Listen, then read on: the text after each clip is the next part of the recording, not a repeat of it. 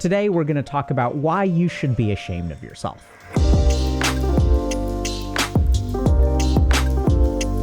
I know it sounds kind of weird, but one of the biggest problems in society today is that we've forgotten the value of shame. Let's remember that our human brains have evolved to experience all of these emotions, and therefore each of them serves a very important purpose. And it turns out that a lot of the problems that we struggle with today in our technologically overcharged society have to do with actually not feeling ashamed of ourselves.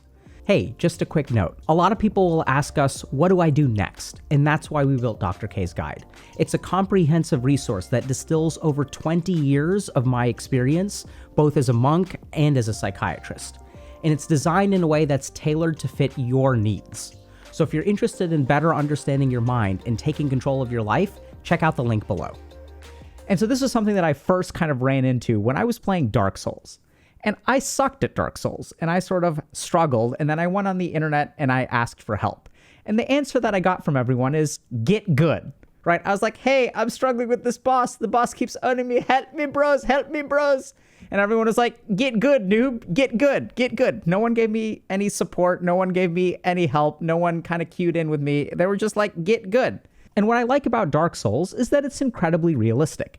Because much like Dark Souls, in real life, you suck. I suck. We all suck. And the biggest problem, though, is that even if you suck today, it's not like you wake up tomorrow and you're better. Despite the fact that we struggle in a lot of different dimensions of our lives, it's not like we can develop some kind of energy or motivation to consistently fix our problems.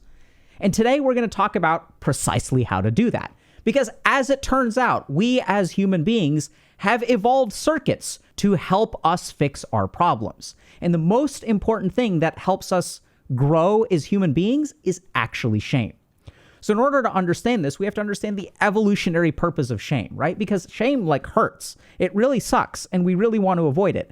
If you go into a situation where you feel ashamed of yourself, chances are you will avoid feeling that shame at all costs.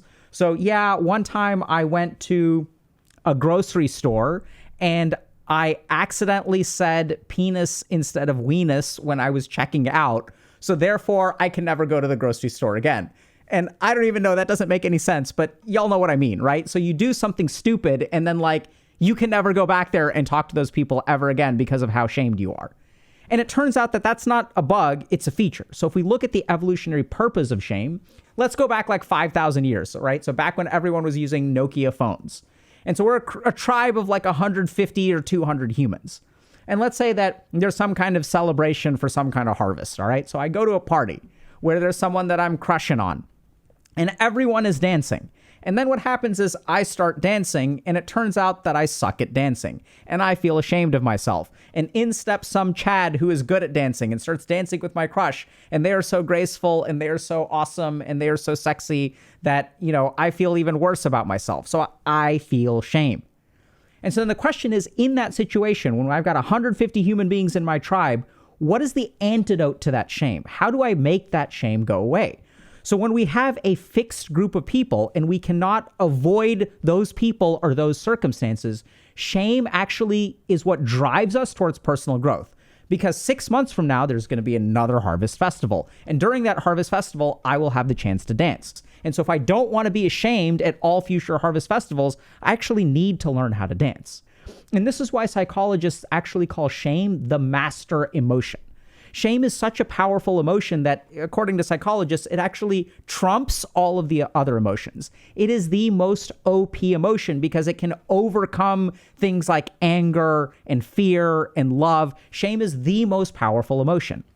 And you may understand that if you're frustrated with yourself for being stuck in life. And you get angry with yourself and tomorrow I'm going to wake up and I'm going to change. I'm going to go back to that grocery store and I'm going to say weenus instead of penis.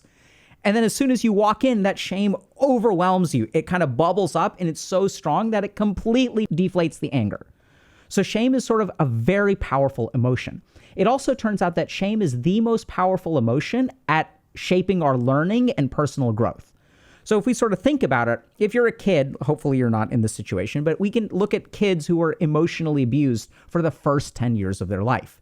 And if you grew up in a situation where you were in an abusive household or toxic household, the way that your brain wires due to the shame that you felt will actually dictate the next 70 years of your life, right? So the lessons that shame teaches us are the lessons that we carry with us through our whole life. And this is why it takes sometimes months or years of practices like psychotherapy or healing or something like that to reverse the damage of shame. Now, here's the problem. If we grow up in a situation where we were made to feel shame, or later in life, let's say teenage years, we did something ourselves that made us feel ashamed of ourselves, we sort of feel that shame, and then some part of our brain wires, right? I'm a loser. I suck at dancing. I'm never going to be happy. I'm never going to be in a romantic relationship, whatever. We learn some kind of like neuroscientific sort of stuff. Our brain wires that way, and we carry it with us. And then the problem is that if we sort of think about, okay, so if shame is what wires our brain, and we wire in one way, and then we avoid shame for the rest of our life, if we avoid feeling that shame, what we're actually doing is losing the capacity to rewire, because shame is such a powerful instigator at sort of neuronal firing and wiring. The problem is that it's harder to harness shame for personal growth in today's world than it was 5,000 years ago. So let's look at another example. So let's say that I'm out with my tribe and we're all hunting, and someone else uses a bow and arrow and they sort of shoot a deer, and then I take my shot, I shoot a couple of arrows, and I always miss. So in that situation, I feel ashamed of myself. Or maybe what happened is I did something sneaky. Maybe I stole from someone in the tribe, and then the whole tribe starts to ostracize me, and I feel ashamed of myself. So in those situations, when I feel that powerful shame, it hurts me a lot, right? And so then what my brain says is, okay, this is so painful that we never want to be in this situation again. We actually need to avoid shame. But in that society 5,000 years ago, I had certain physical restraints that made it impossible for me to retreat from the circumstances that induce shame. So if I steal from my tribe, people in my tribe, I still have to like live there because I can't survive on my own. So in order to fix that behavior and never steal again, the shame teaches me, hey, stealing is wrong. And if we steal again, we're really gonna be screwed. Or shame will teach me that, okay, if I suck at like shooting arrows, I need to go out and practice for a while so I no longer feel ashamed. In the constraints of our old society where we couldn't actually leave our circumstances, shame forced us to grow. Right? And that's, if you kind of think about it, that's also a form of avoidance, because what are we really doing? Even if I grow and I get better at shooting arrows or I never steal again, I'm still avoiding the shame. The shame is not happening, right? Because I've become better as a human being. And this is the really tricky thing that we've got to understand. The more an emotion hurts you, the more important it is for your progress. So if you sort of think about, why would your body or brain punish you in the first place? It punishes you because it's really, really important for you to learn that lesson. And each emotion has its place. Anger helps us maintain our territory and boundaries. Sadness even helps us bond with other human beings. And the purpose of shame is to induce the right behavior. And so we sort of see this in parenting styles as well, which is like, okay, if you make a kid feel ashamed of themselves, they'll never behave that way again, or at least that's the goal. And so this is exactly what we're missing in today's world, because in today's world, we have a new way of avoiding shame, a way of avoiding shame that does not involve fixing the problem. And that is the internet, right? Because now, if I feel ashamed about something, I never have to go back to those people, right? If I feel mortified because I said penis instead of weenus at a grocery store, I can just go to a different grocery store, or I can use grocery delivery and I never have to interact with anyone.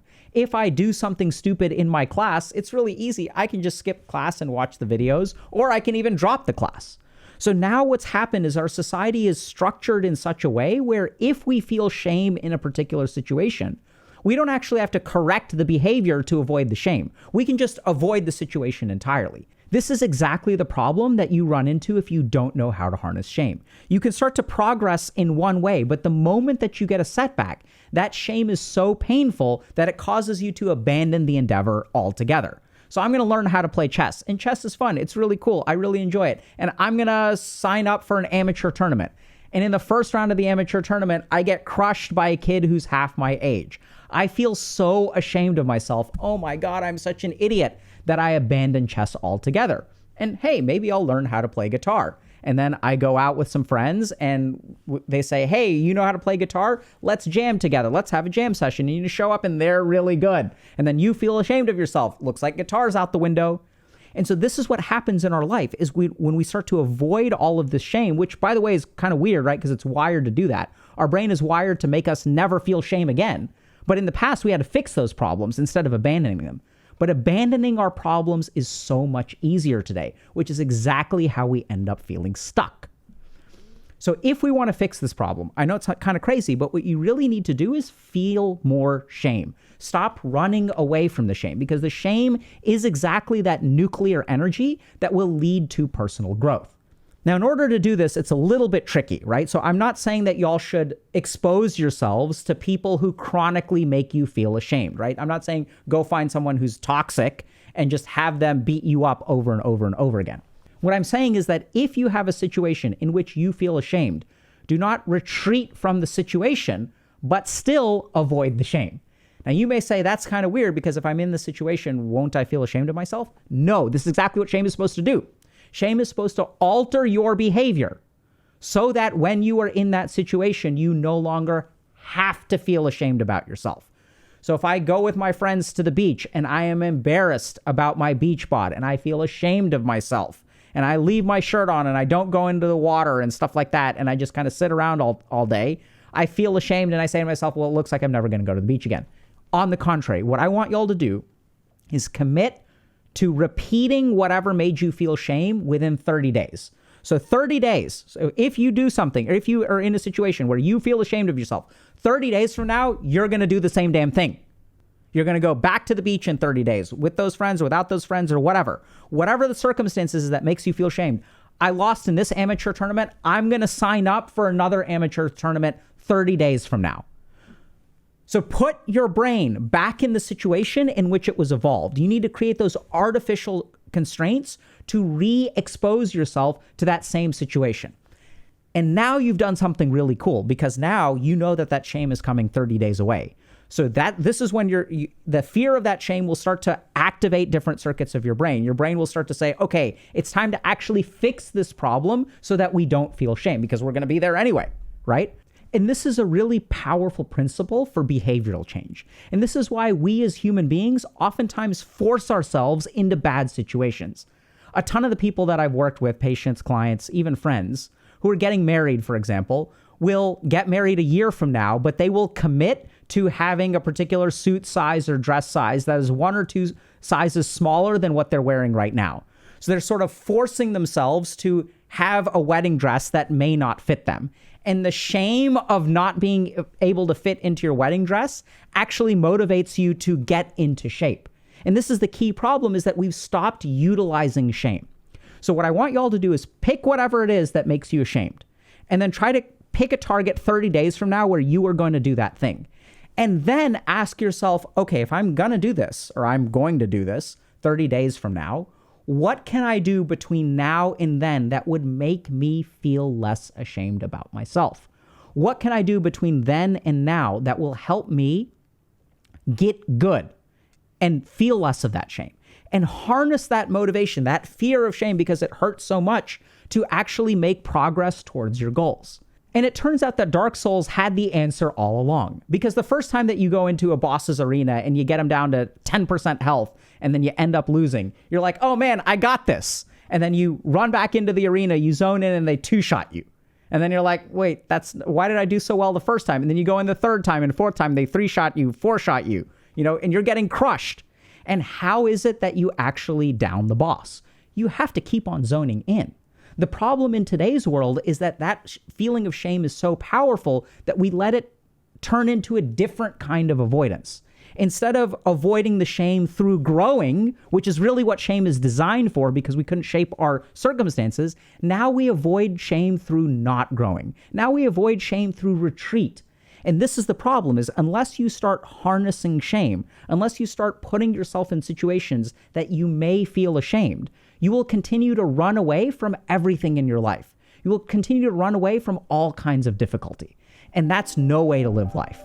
So if you want to get good, be ashamed of yourself.